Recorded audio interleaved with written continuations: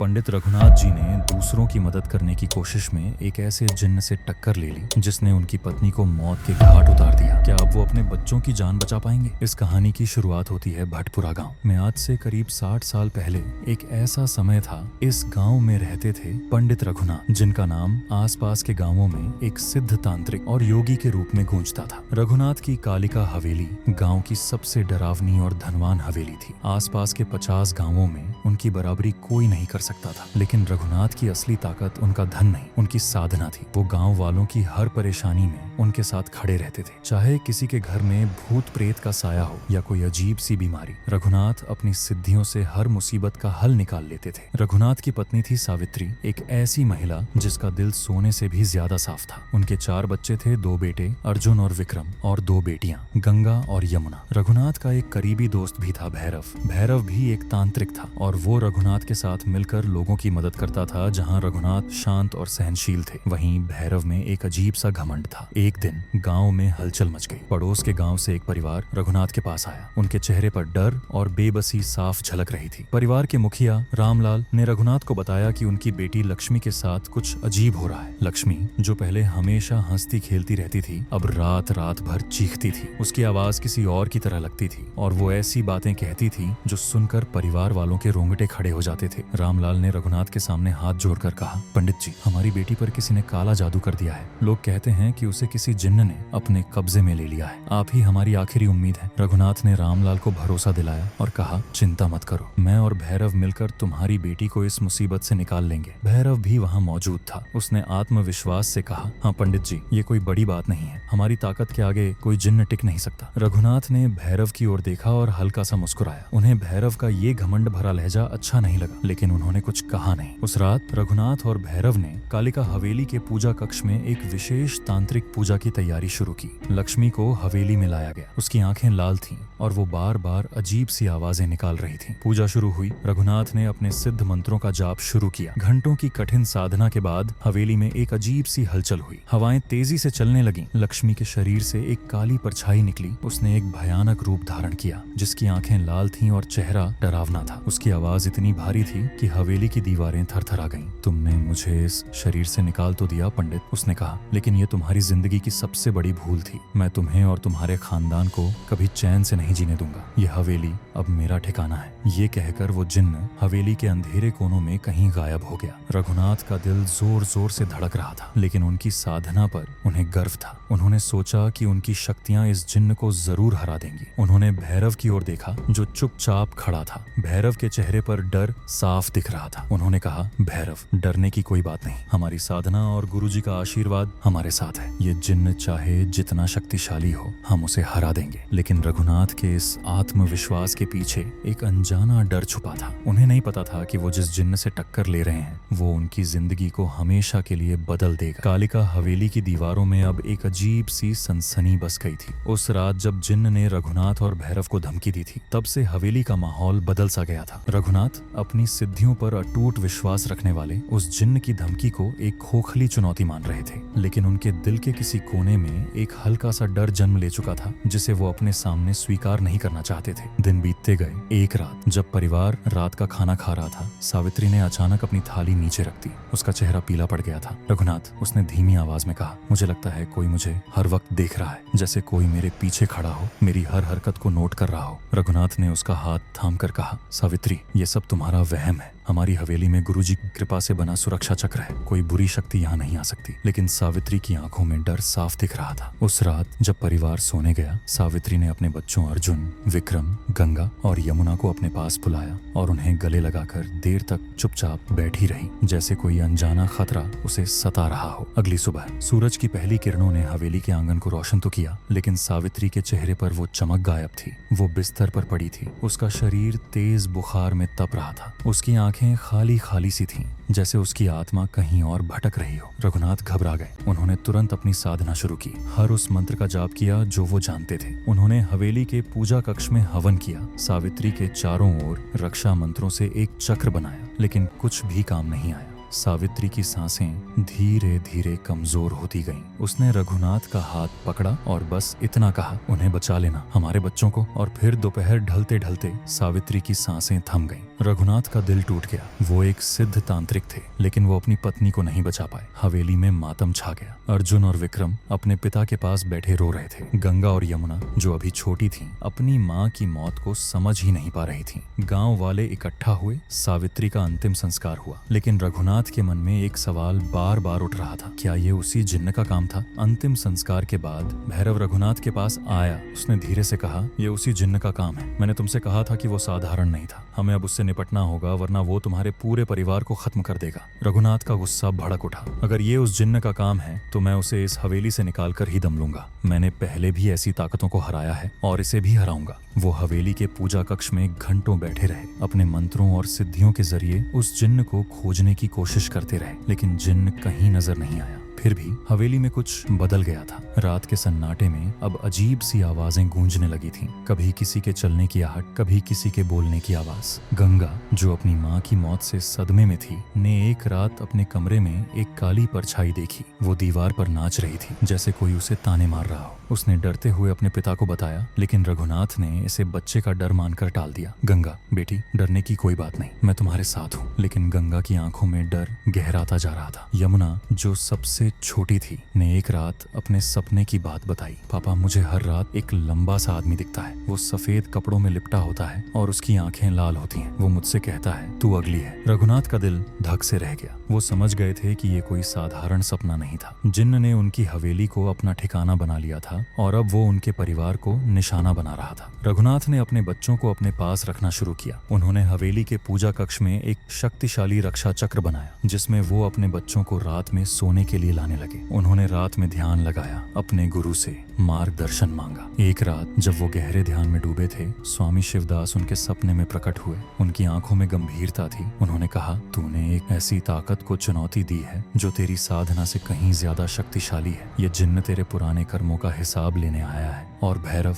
जिसे तू अपना दोस्त मानता है, वो तेरा साथी नहीं बल्कि तेरे विनाश का कारण बनेगा। अभी भी वक्त है उससे दूरी बना ले। रघुनाथ का दिल जोर जोर से धड़कने लगा। क्या भैरव वाकई उनकी इस मुसीबत का कारण था? और अगर हाँ, तो क्या वो अपने परिवार को इस जिन्न के आतंक से बचा पाएंगे? स्वामी शिवदास की चेतावनी रघुनाथ के मन में बार बार गूंज रही थी, लेकिन उनके सामने सबसे बड़ी चुनौती थी अपने परिवार को उस जिन्न के आतंक से बचाना। रघुनाथ ने अपने बच्चों अर्जुन, विक्रम, गंगा और यमुना को हर पल अपनी नजरों के सामने रखना शुरू कर दिया था। वो अब रात को हवेली के पूजा कक्ष में ही सोते थे, जहां रघुनाथ ने अपने मंत्रों से एक शक्तिशाली रक्षा चक्र बनाया था। लेकिन यह चक्र भी उस जिन्न की ताकत के सामने कमजोर पड़ता दिख रहा था। यमुना, जो सबसे छोटी थी, अब हर रात रोते हुए कहती, पापा, वो आदमी फिर आया। वो सफेद कपड़ों में था और उसकी आंखें लाल थीं। वो मुझे छत की ओर खींच रहा था और कह रहा था, तू मेरी है। रघुनाथ का दिल बैठ गया। उन्होंने यमुना को अपने पास बिठाया और कहा, बेटी, डरने की कोई बात नहीं, मैं तुम्हें कुछ नहीं होने दूंगा। लेकिन उनकी आवाज में वो विश्वास नहीं था जो पहले हुआ करता था। उनकी साधना, जो कभी अटूट लगती थी, अब उस जिन्न की ताकत के सामने कमजोर पड़ रही थी। एक रात जब वो गहरे ध्यान में डूबे थे, हवेली में अचानक एक ठंडी हवा का झोंका आया। पूजा कक्ष की दीपक की लौ कांपने लगी और एक भयानक हंसी पूरे कमरे में गूंज उठी। रघुनाथ ने आंखें खोली तो सामने वो जिन्न खड़ा था। उसका रूप इतना भयावह था कि रघुनाथ का दिल एक पल को धड़कना भूल गया। उसकी आंखें लाल कोयलों की तरह चमक रही थीं। उसने रघुनाथ को देखकर कहा, पंडित, तूने मेरी शक्ति को कम आंका। अब मैं तेरे परिवार को एक एक करके खत्म करूंगा। ये हवेली अब मेरा ठिकाना है और कोई मुझे यहाँ से नहीं हटा सकता। रघुनाथ ने गुस्से में जवाब दिया, मैं तुझे इस हवेली से निकालकर ही दम लूंगा, चाहे इसके लिए मुझे अपनी जान ही क्यों न देनी पड़े। जिन्न जोरों से हंसा और हवा में गायब हो गया। इस घटना ने रघुनाथ को और सतर्क कर दिया। उन्होंने अपने बच्चों को और सख्त हिदायत दी कि वो हवेली के पूजा कक्ष से बाहर न निकलें, खासकर रात के समय। इसी बीच रघुनाथ के मन में भैरव को लेकर शक गहरा होता जा रहा था। क्या भैरव ने उस दिन जब उन्होंने लक्ष्मी से जिन्न निकाला था, कोई गलती की थी? रघुनाथ ने अपनी साधना के जरिए उस रात की सच्चाई जानने की कोशिश की। उन्हें एक दृश्य दिखाई दिया। उस रात जब भैरव ने तांत्रिक मंत्रों का जाप शुरू किया था, उसने जानबूझकर एक गलत मंत्र पढ़ा था। वो मंत्र इतना खतरनाक था कि उसने जिन्न को न सिर्फ आजाद किया बल्कि उसे और शक्तिशाली बना दिया। रघुनाथ का दिल धक से रह गया। क्या भैरव ने ऐसा जानबूझकर किया था या ये सिर्फ एक गलती थी? रघुनाथ ने भैरव को बुलाया और उससे सवाल किया। भैरव का चेहरा एक पल पल के लिए सख्त हो गया, लेकिन फिर उसने हंसते हुए कहा, रघुनाथ, तू मुझ पर शक कर रहा है। मैंने तो तेरी मदद की थी। अगर कोई गलती हुई तो वो अनजाने में हुई। लेकिन भैरव की आवाज में एक झिझक थी जो रघुनाथ से छुप नहीं पाई। गुस्से और शक से भरे रघुनाथ ने भैरव से कहा, अगर तू सच नहीं बोल रहा, खुद सच्चाई ढूंढ लूंगा। भैरव ने कुछ नहीं कहा, बस चुपचाप हवेली से चला गया। एक रात जब वो पूजा कक्ष में मंत्र जाप कर रहे थे, हवेली में अचानक एक जोरदार चीख गूंजी। रघुनाथ दौड़कर बाहर आए तो देखा कि उनका बड़ा बेटा अर्जुन अपने कमरे में फर्श पर पड़ा था। उसका चेहरा पीला पड़ चुका था और उसकी पीठ पर एक बड़ा सा नीला निशान था, जैसे किसी विशालकाय पंजे ने उसे मारा हो। अर्जुन की सांसें थम चुकी थीं। रघुनाथ चीख पड़े, नहीं, मेरा बेटा। वो अपने बेटे की लाश को गले लगाकर रोने लगे, लेकिन उनके आंसुओं से अब कुछ नहीं बदल सकता था। रघुनाथ का गुस्सा और दुख अब हद पार कर चुका था। वो समझ गए थे कि ये उसी जिन्न का काम था जिसने उनकी पत्नी सावित्री को छीना था और अब उनके बेटे को भी। लेकिन भैरव का शक उनके मन में एक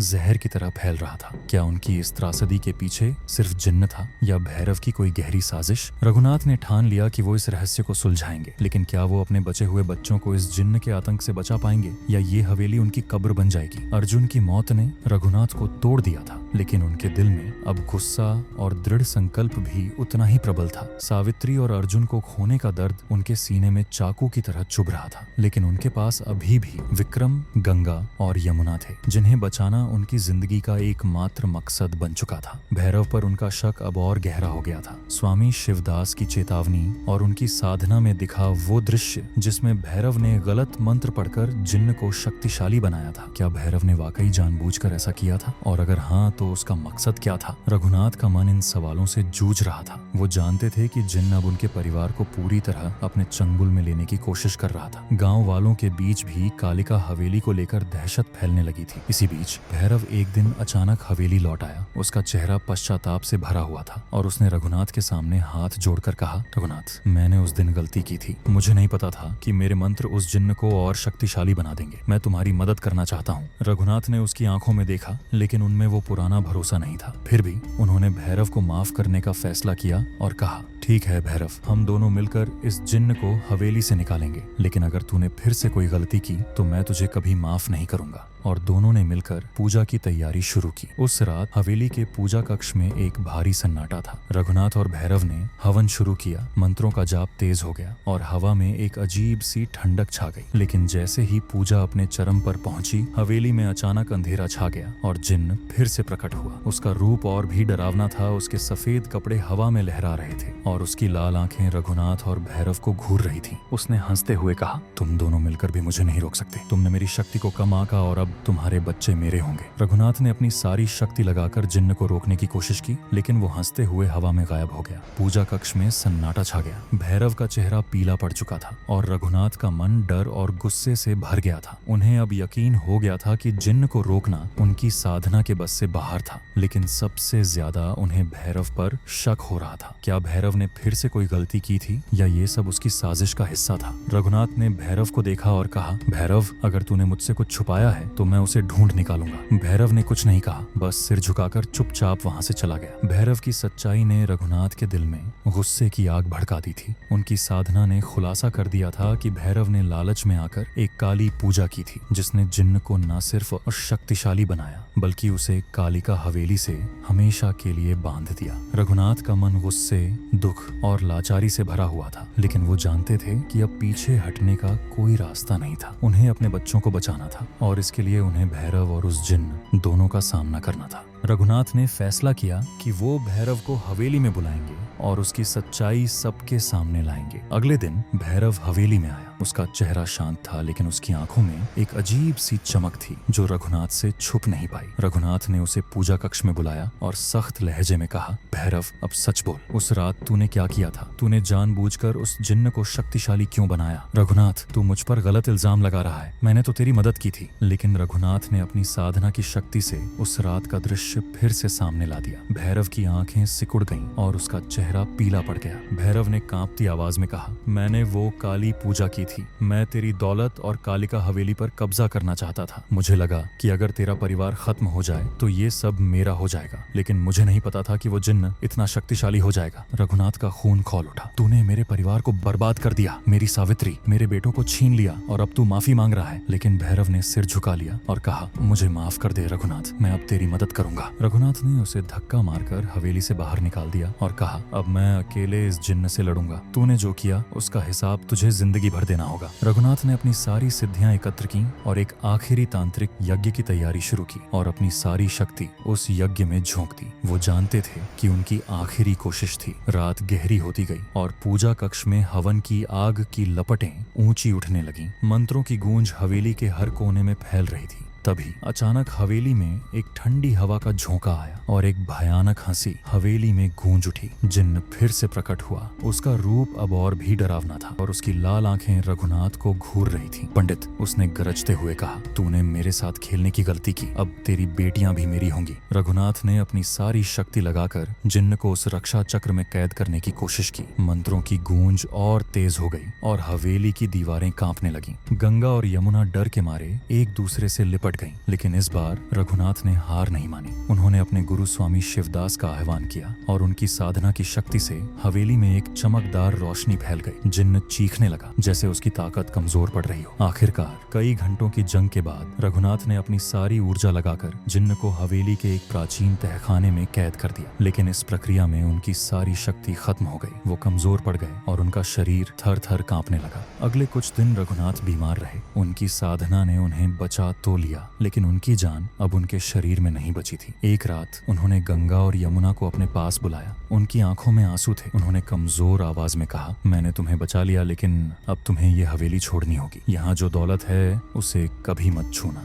ये अभिशप्त है। कुछ दिनों बाद रघुनाथ की सांसें थम गईं। गंगा और यमुना अपनी आखिरी यादों के साथ हवेली छोड़कर गांव से दूर चली गईं। कहते हैं कि कालिका हवेली में आज भी करीब 80 किलो सोना और जवाहरात छुपे हुए हैं, लेकिन कोई भी उसे लेने की हिम्मत नहीं करता। कुछ लोग कहते हैं कि वो जिन्न आज भी उस तहखाने में कैद है और वो रघुनाथ के खून की तलाश में है। तो दोस्तों, ये थी कालिका हवेली की कहानी। सावधान रहें, क्योंकि कुछ ताकतें ऐसी होती हैं जो हमारे कंट्रोल से बाहर होती हैं। नमस्ते।